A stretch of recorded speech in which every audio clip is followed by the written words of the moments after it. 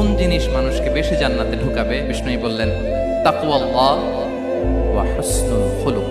এক হচ্ছে আল্লাহর ভয়, আরেক হচ্ছে সুন্দর আচরণ। তাহলে এই হাদিস থেকে বুঝলাম যারা বেশি নামাজ পড়বে তারা বেশি জান্নাতে ঢুকবে, নাকি? নামাজ পড়তে পড়তে যারা কপাল কালো করে ফেলছে এরা ঢুকবে না?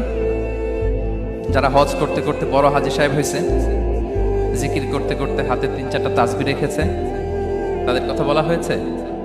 এগুলো নিঃসন্দেহে অনেক বড় আমল, কিন্তু সবচাইতে বেশি জান্নাতে প্রবেশ করাবে যে আমল, বিষ্ণু বললেন এক হচ্ছে আল্লাহর ভয়, আরেক হচ্ছে সর্বোত্তম আচরণ।